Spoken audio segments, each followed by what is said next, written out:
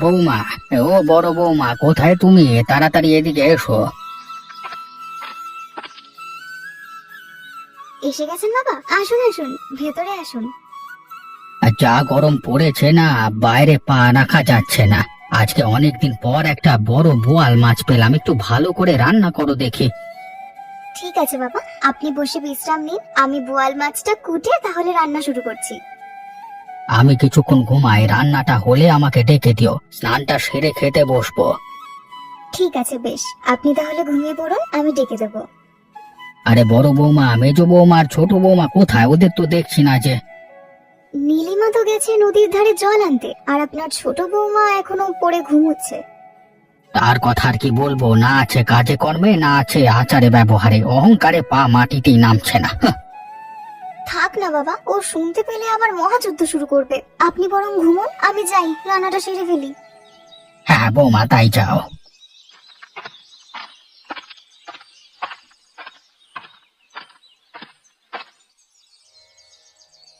গতর পুরো ব্যথা হয়ে গেল, সকাল থেকে এতেই যাচ্ছি। কি করবো বলো, অবিনাশ বাবুর ইচ্ছে ছিল যেন তার বাড়ির নেমন্তন্ন খেতে তোমাকেও সঙ্গে নিয়ে যাই। তা তো জানি, কিন্তু একটা গাড়ি বা কিছু তো নিতে পারতিস। এই বয়সে কি আমি এত পথ হাঁটতে পারি নাকি? নেমন্তন্ন খেতে নিয়ে গেছি তাই ঢের, বুঝলে? খেতে পেলে শুতে চায়। হ্যাঁ, এভাবে বলছিস কেন বাবা? তুই তো আমার ছেলেরই মতো, তাই তো তোর কাছে একটু আবদার করি। তাই বুঝি নিজের ছেলের মতো মনে করো? হ্যাঁ, হ্যাঁ রে হ্যাঁ, নয়তো কি বল? কই নিজের 3 ছেলেকে তো পাঠিয়েছো শহরে মোটা বেতনে চাকরি করতে, আমার জন্য করেছো কি? ওদের কি আর আমি পাঠিয়েছি? ওদের পাঠিয়েছে তো তোর কাকু। আমার ছেলেগুলো হয়েছে বাবার কথায় শুধু ওঠে আর বসে। আজ না হয় কাল জীবনে ভালো কোনো অবস্থানে গেলে এই ছেলে তোমাদের ঘাড় ধাক্কা দিয়ে দূরে ঠেলে দেবে, তখন বুঝবে।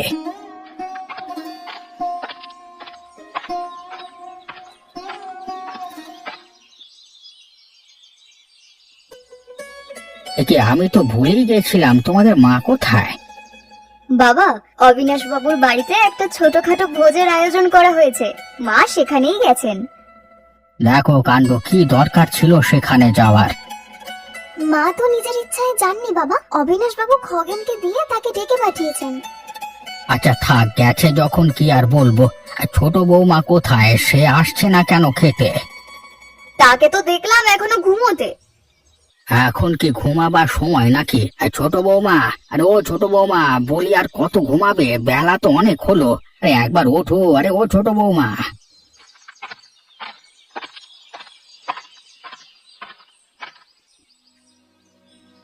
উফ, কি হয়েছেটা কি?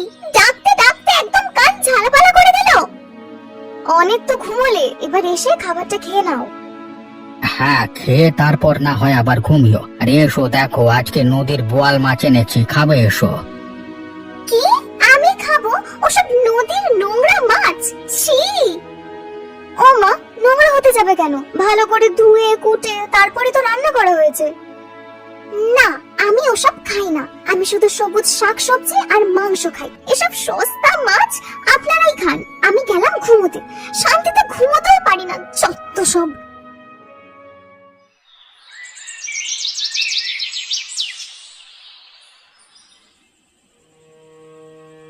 দেখেছো দিদি, ওই নচ্ছার পূজার কত সাহস! তার বলতে, এত অসভ্য আর উগ্র স্বভাবের মেয়ে আমি কোনোদিন দেখিনি। দেখলে আজ কিভাবে বাবাকে অসম্মান করে ঘুমোতে চলে গেল। কি আর বলবো বল, তাও দেখিস না মা কেমন ওকেই সব থেকে বেশি প্রাধান্য দেয়। শুধু বসে বসে খাওয়া আর ঘুমানো, আমরা রান্না করে দেব আর মহারানী শুধু বসে বসে খাবে। ওর স্বামী তো তেমন একটা টাকাও দেয় না সংসারের জন্য। কাল আমায় আমার স্বামী চিঠি পাঠিয়েছিল, বললো নাকি খুব কষ্টে আছে, আয় উপার্জন নাকি খুব একটা বেশি নেই। আর বলিস না, আমার মানুষটারও সেই একই কথা, জানি না কেমন আছে, কি করে চলছে। দিদি বলছি কি, আমরা যদি একটা ব্যবসা শুরু করি তবে তো আমাদের স্বামীদের অনেকটা সাহায্য হবে, আর চাপও অনেকটা কমবে ওদের। তুই কি পাগল হয়েছিস নাকি? কিসের ব্যবসা করবি তুই? একটা খুব ভালো বুদ্ধি আছে আমার কাছে। আচ্ছা, কি বুদ্ধি তবে শুনি, বল দেখি। দেওয়ালেরও কান আছে দিদি, কাছে এসো, কানে কানে বলছি।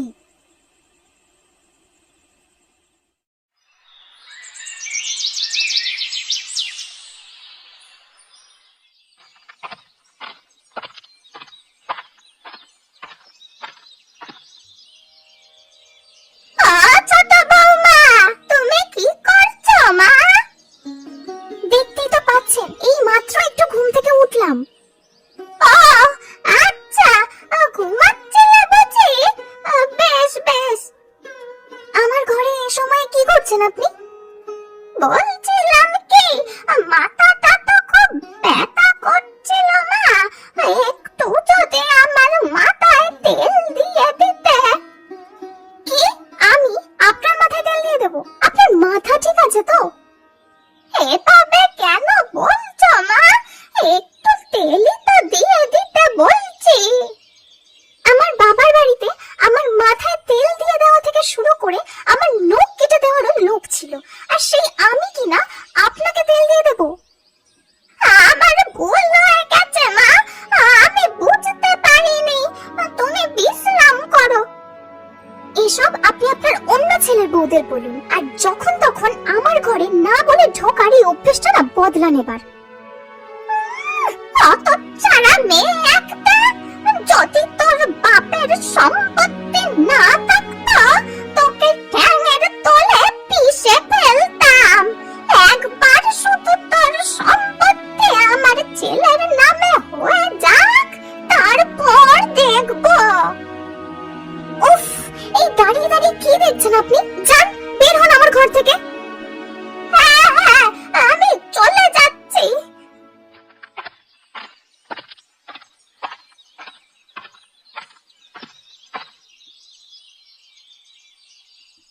বাবা, আপনি কি ব্যস্ত? হ্যাঁ, না না, ব্যস্ত নয়, বলো বৌমা, কিছু বলবে? বাবা, আপনার সঙ্গে না একটা কথা ছিল। হ্যাঁ বলো, কি বলবে? কিছু হয়েছে নাকি? বাবা, আপনি তো জানেন সংসারে কেমন অভাব চলছে। আপনার ছেলেরা শহরে খুব কষ্টে দুটো টাকা উপার্জন করে, তাও তাদের পাঠানো টাকায় সংসার চালাতে হিমশিম খেতে হয়। সে আমি জানি বৌমা, কিন্তু কি করব বলো, আমি নিজেই তো অসুস্থ, এ বয়সে আমি কি করতে পারবো? এজন্যই আমার মাথায় একটা বুদ্ধি এসেছে। বুদ্ধি? কেমন বুদ্ধি?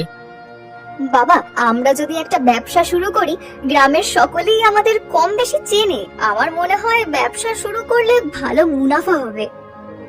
তা তো ঠিক আছে, তবে কিসের ব্যবসা করবে তোমরা শুনি? আপনার যে সবজির জমি আছে, সেখানে তো গাজর, মূলো, কুমড়ো, বেগুন, মরিচ, শসা সবকিছুরই আবাদ হয়। ওই জমি থেকে সবজি নিয়ে আমরা যদি বাজারে বেচতে পারি, তাহলে খুব ভালো টাকায় বিক্রি করা যাবে। বুদ্ধি মন্দ নয়, তবে তোমরা বাড়ির বউ হয়ে ব্যবসা করবে? অত কিছু ভাবলে তো হবে না বাবা, আমাদের দেখে গ্রামের অন্য নারীরাও নিজেদের চেষ্টায় সফল হওয়ার অনুপ্রেরণা পাবে। আমাদের শুধু আপনার সহযোগিতার দরকার বাবা। বেশ, তোমরা যখন সাহস নিয়ে এত করতে চাইছো করো, যখন যা সহযোগিতা লাগে আমাকে বলো। হ্যাঁ, তোমাদের আমি সঙ্গে আছি মা।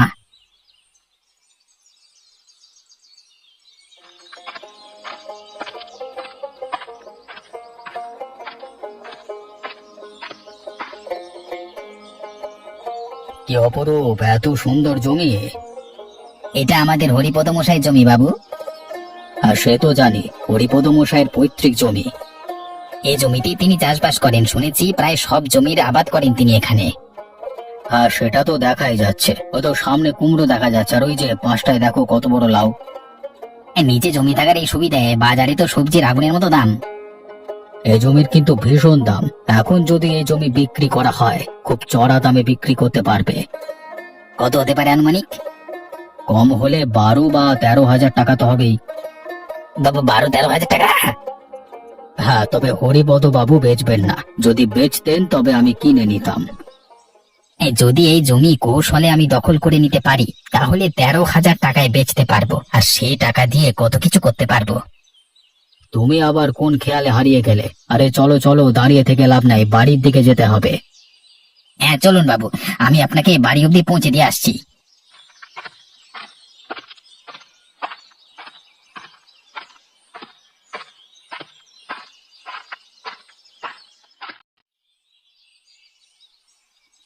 আর শোনো, বলছি কি, আর বড় বৌমা আর মেজ বৌমা আজকে একটা কথা বললো।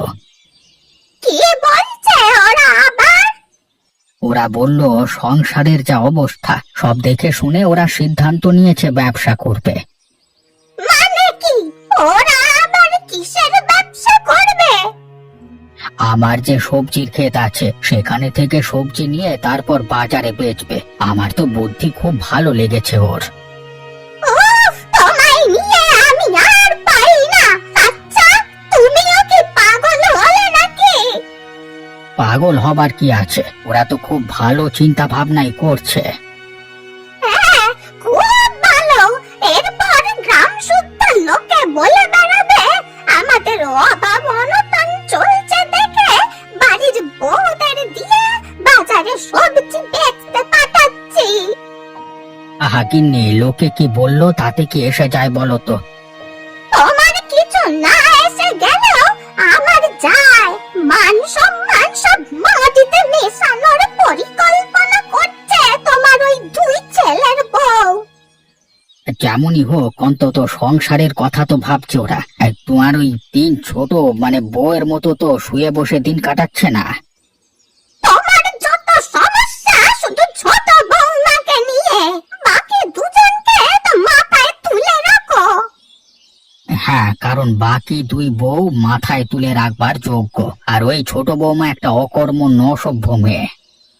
খবরদার বলছি, তুমি ওর ব্যাপারে একটাও বাজে কথা বলবে না। তোমার আর তোমার ছেলের বউদের যা খুশি তাই করো। যখন লোক লাঠি পেটা করবে তখন বুঝবে।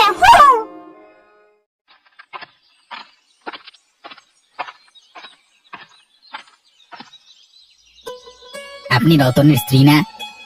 হ্যাঁ, কিন্তু আপনি কে ঠিক চিনলাম না তো। আগে আমার নাম খগেন, আমি রতনের ছোটবেলার বন্ধু। আপনাদের বিয়ে তো আসা হয়েছিল। ও আচ্ছা, কখনো খেয়াল করিনি আপনাকে। আপনি ছাড়া রতনের পরিবারের সকলেই আমাকে চেনে। আপনার শ্বশুর বাড়ি তো আমার ছেলের মতোই দেখে শ্বশুর বাড়িতে। হ্যাঁ, তাতে আমি কি করব? এসব আমায় বলছেন কেন আপনি? না ওই বলছি আর কি, রতন কিন্তু খুব ভালো ছেলে। আপনার সৌভাগ্য আপনি ওকে স্বামী হিসেবে পেয়েছেন। কি সৌভাগ্য? হাহ, আমার ভুল হয়েছে ওকে বিয়ে করা। এভাবে বলছেন কেন? কথা ছিল বিয়ের পর আমায় নিয়ে শহরে থাকবে। এখন দেখুন নিজে শহরে গিয়ে বসে আছে, আর আমায় কিনা এই গ্রামে ভাঙা মাটির ঘরে ফেলে রেখেছে। এও খারাপ হলো, ওর নিজের প্রতিকার রাখা উচিত ছিল। সারা দিন ওই মূর্খ শ্বশুর শাশুড়ি আর ওই লতা আর নীলিমার মধ্যে থাকতে আমার একেবারে দম বন্ধ হয়ে আসে। হ্যাঁ, একই তো আমার দরকার ছিল। হরিপদর জমি দখল করার মাধ্যম হিসেবে যদি একই ব্যবহার করা যায়, আমার কাজ একদম সহজ হয়ে যাবে। আপনি কি ভেবে এত মুচকি মুচকি হাসছেন? বলছিলাম আপনি যদি চান তবে আমি আপনার সাহায্য করতে পারি। সাহায্য? সে কিভাবে? আপনার শ্বশুরের একটা ফসলের জমি আছে, বিরাট জমি, আর ওই জমির দামও ঢের। তা সে জমি দিয়ে আমার কাজ কি? আছে, যদি ওই জমি আপনি আমাকে দখল করে নিতে সাহায্য করেন তাহলে ওই জমিতে আমরা একটা বিশাল দালান বানাতে পারি, একেবারে শহরের মতো। তারপর সেই দালান কি করব শুনি? আপনাকে এত সব বোঝাতে হয় না। সে জমিতে দালান বানাতে পারলে সে দালান তো আপনার হবে, তারপর আপনি রাজত্ব করবেন। এ তো খুবই ভালো বুদ্ধি। আমি তো কখনো এভাবে ভেবে দেখিনি। এখন ভাবুন, আর আমি তো আছি সব সহায়তার জন্য। আমায় কি করতে হবে? এই যে দেখো, এই দোকানটা দেখো। বাহ, দোকানটা তো খুব বড় আর সুন্দর। এরকম একটা দোকান যদি আমরাও পাই না, খুব ভালো হবে। এই দোকান আজ থেকে তোমাদেরই। আমাদের মানে? এখন থেকে তোমরা এই দোকানে শাকসবজি বেচা কেনা করবে। কালকে আমি আমার ক্ষেত থেকে সবজি তুলে এখানে দেব। তাহলে তো আমরা কাল থেকেই আমাদের ব্যবসা শুরু করতে পারবো। কিন্তু বাবা, এত বড় দোকান কিনতেও তো নিশ্চয়ই অনেক টাকা লেগেছে। আপনি এত টাকা পেলেন কোথায়? দুদিন আগে আমি অবিনাশ বাবুর বাড়ি গিয়েছিলাম। এই দোকানের মালিক তিনি। এটা অবিনাশ বাবুর দোকান? হ্যাঁ, আমি তাকে বললাম আমার একটা দোকান দরকার শাকসবজি বেচা কেনার জন্য, কিন্তু দোকান কেনার পয়সা নেই। তাই তিনি এই দোকান আমাকে মানে কোনো পয়সা ছাড়াই দিয়েছেন। আমরা প্রতি মাসে যা লাভ করব তা থেকে কিছু টাকা অবিনাশ বাবুকেও দেব। হ্যাঁ, ঠিকই বলেছিস, প্রতি মাসে দোকান ভাড়াটা তো দেওয়াই উচিত। তাহলে তো লেটা চুকে গেল। কাল থেকে তাহলে সব শুরু করো। আপনার সাহায্য ছাড়া এটা সম্ভব হতোই না বাবা। আপনি সত্যিই মহান। এতে আমাকে মহান বলবার কি আছে মা? তোমরা তো আমারই মেয়ে, তোমাদের কথা আমি ফেলতে পারি? চলুন তাহলে আমরা কাল থেকেই দোকানে বসার সব ব্যবস্থা করে ফেলি। হ্যাঁ চলো, তাই চলো, আজকে অনেক কাজ। আরে হরিপদ কাকুর যে ফসলের জমিটা আছে সেই জমিটা আমার চাই। ওই জমি কি কোনো খেলনা নাকি যে চাই বললেই পেয়ে যাবে? আরে অত সব আমি জানি না, ওই জমি পেতে তুমি সাহায্য করবে ব্যাস। ওই জমি সে বেচবে না। আর এখন যা হচ্ছে কোনো প্রশ্নই আসে না জমি বেচার। এখন যা হচ্ছে মানে কি হচ্ছে কি? এই দেখো, সারা গ্রাম জানে আর তুই জানিস না। ওই লতা আর নীলিমা মিলে শাক সবজির দোকান দিচ্ছে। এই জমি থেকেই তো শাক সবজি তুলে নিয়ে বেচবে। শাকসবজি দোকান দিচ্ছে মানে? সে কি আর আজকের কথা? আজ বহুদিন ধরেই তো এই নিয়ে পরিকল্পনা চলছে। তুমি বসে বসে করোটা কি, আটকাতে পারলেন ওদের? কত করে বোঝালাম, তোর কাকুর সঙ্গে সব নিয়ে তো আজ কদিন ধরে আমার যুদ্ধ চলছে, কিন্তু আমার কথা কেই বা শোনে বল? রে আমি এখানে ওই জমি নিয়ে কত স্বপ্ন দেখছি, আর ওরা ব্যবসা করছে। ওদের ওই ব্যবসা আমি কিছুতেই সফল হতে দেবো না। শুনলাম অবিনাশ বাবুর বাজারে যে দোকানটা সেটাও নিয়েছে। কাল থেকে সব শুরু করবে। তোমার ছোট বউ পূজা কোথায়? আছে বোধহয়, কই জানো, সে আরেক নচ্ছার মেয়ে। কাজ নেই, কম্ম নেই। এভাবে বলো না, ও কি তো আমাদের সবচেয়ে বেশি দরকার হবে। তা তুই কি করবি কি আমায় তো বল। আজকে রাতে নীলিমা আর লতার ওই দোকান পুড়িয়ে দেব, আর পুরো দোষটা দিয়ে দেব তোমার ছোট বউ পূজার উপর। মানে কি? এমনটা করবি কেন তুই? হরিপদ কাকুর ওই জমি আমার যে কোনো মূল্যে চাই। দোকান পুড়িয়ে পূজার উপর দোষ চাপালে সবাই সে বিষয়ে ব্যস্ত হয়ে পড়বে। কিন্তু যদি তোর এই পরিকল্পনাও কাজে না আসে? তাহলে তোমার ওই বুড়ো স্বামীকে আমি মেরে ফেলবো, তারপর দেখি আমাকে কে ওই জমিটা নিতে আটকায়। এই খগেন আমার এত বড় ক্ষতি করতে চাইছিল, আর আমি ওর সঙ্গ দিতে চাইছিলাম। ছি! দিদি, বাবা, তোমরা কোথায়? ওমা, ওটা পূজা না? হ্যাঁ, কিন্তু ও আবার কখন থেকে আমাদের দিদি ডাকতে শুরু করলো? মা পূজা, আমরা এইদিকে আছি, এসো। দিদি, বাবা, তোমরা সাবধান হও। একে তুমি কাঁদছো কেন? আর সাবধান হব কেন আমরা? অনেক বড় চক্রান্ত চলছে। ওই খগেন আর মা মিলে অনেক বড় ষড়যন্ত্র করছে। কিসের ষড়যন্ত্র করছে? পুরো কথাটা খুলে বল। মা আর খগেন মিলে তোমাদের নতুন দোকান আজ রাতে আগুন দেওয়ার পরিকল্পনা করছে। এসব কি বলছো কি তুমি? মা এমনটা কেন করবেন? আমি সত্যি বলছি গো, শুধু এটাই নয়, এসবের জন্য ওরা আমাকে দায়ী করবে এমনটাও বলতে শুনেছি। শুরু থেকেই তোমাদের মা এই ব্যবসা নিয়ে খুশি ছিল না, কিন্তু সে এসব করবে তা আমার কল্পনার অতীত। বাবা, আমাদের শীঘ্রই কিছু একটা করা দরকার। চলো আমরা সবাই গিয়ে মাকে ধরে তারপর প্রশ্ন করি কেন তিনি আমাদের এত বড় ক্ষতি করছেন। না, এভাবে হয় না। মা পূজা, তুমি অবিনাশ বাবুর সামনে দাঁড়িয়ে এসব কিছু বলতে পারবে? অবশ্যই পারবো বাবা। বেশ, তাহলে চলো আমার সঙ্গে। যা বিচার হবে অবিনাশ বাবুর বাড়িতেই হবে। খগেন আর পূজা আমাকে তোমার আর বুড়ির পরিকল্পনা সবকিছুই বলেছে। বাবু বাবু, ও অনেক বড় মিথ্যুক, ও আমার ক্ষতি করতে চায়, তাই এসব আজে বাজে কথা বলেছে। খগেন, হয় আমাকে সব সত্যি করে বলো, নয়তো তোমায় হাজতে ঢুকিয়ে 100 ঘা লাগাতে বলি। না বাবু, এমন করবেন না, 100টা চাবুকের ঘা গেলে আমি মরিয়ে যাবো। আমি চাই না আমার বাড়ির বউ বাজারে গিয়ে শাকসবজি বেচা কেনা করুক। আর তাই আমি খগেনের কথায় সায় দিয়েছিলাম। যেদিন থেকে হরিপদ কাকুর এই জমির দাম শুনেছি, সেদিন থেকে এই জমির লোভে আমি বাবরি। শুধু তাই নয়, আমি ওকে বলতে শুনেছি এই জমির জন্য বাবাকে মেরেও ফেলতে পারে। বুড়ি, তুমি নিজের স্বামী আর ছেলের বউদের ক্ষতি করতে যাওয়ার আগে এটা ভাবলে না যে ওই খগেন লোভে পড়ে অন্যের ক্ষতি করতে পারে? সে তোমার ক্ষতি করতেও পিছপা হবে না। আজ আমার ছোট বৌমা ছিল বলে, নয়তো আমার এসব কিছু আমরা জানতেই পারতাম না। আমারও অনেক ভুল ছিল বাবা। কিছু মুহূর্তের জন্য আমি নিজে ওই খগেনের পাল্লায় পড়ে গিয়েছিলাম। আমায় ক্ষমা করে দিন। খগেন, তোমার জন্য যে কোনো শাস্তি কম হবে। তোমাকে হাজতে পুরে 50 ঘা দেওয়া হবে, আর হরিপদর ক্ষতি করতে যাওয়ার শাস্তি হিসেবে নগদ 100 টাকা জরিমানা দিতে হবে। 50 ঘা? এত নিষ্ঠুর হবেন না বাবু, একটু দয়া করুন, ক্ষমা করুন। এখন থেকে আমিও নীলিমা আর লতা দিদির সঙ্গে দোকানে তাদের সহায়তা করব।